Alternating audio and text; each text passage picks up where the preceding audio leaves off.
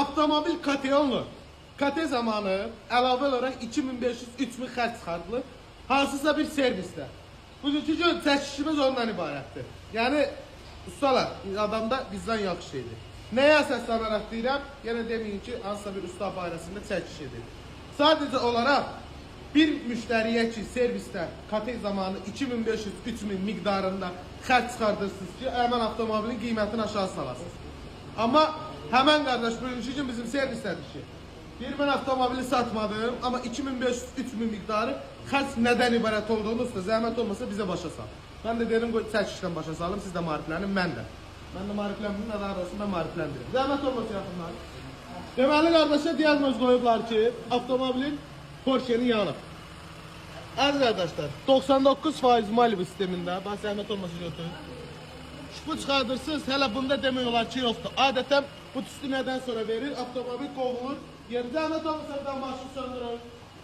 Avtomobili qovursunuz, yerində saxlayan zaman başlayır o hissədən tüstü verməyə. Buna da qardaşa deyiblər ki, mühərrik sökülüb, Porsche'ndə mikroçarp var, o problem bir aydan sonra bax və zəhmət olmasa söndür. Getir. Nə? Maşını söndür, bu maşını. Allah mənə səbir versin.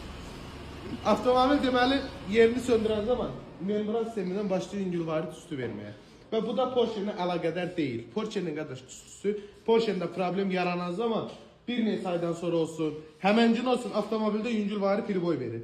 Diagnostika salırıq, qardaşlar lavoyun lentasında problem var deyirlər, nə bilim, sağ amortizatorda, nə bilim nə, en qədər xərc çıxardıqlar. Yəni siz salondan avtomobil alırsınız qardaş, ikinci əl avtomobil alırsınız.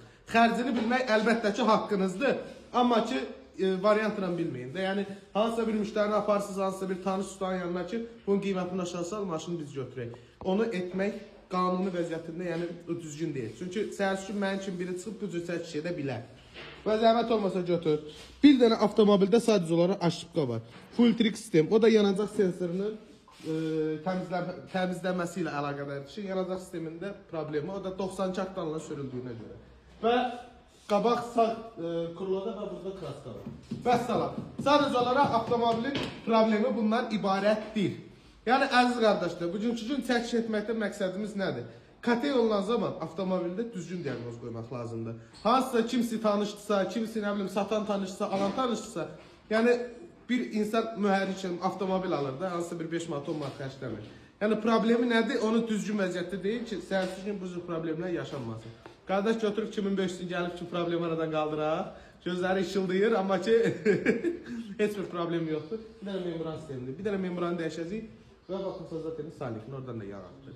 Problem onları da aradan qalxacaq. 2500-500'ün bir bəsdir. Hə? Çoxdur. 500'dən yaxşı qonaqlıq ver, o da bəsdir.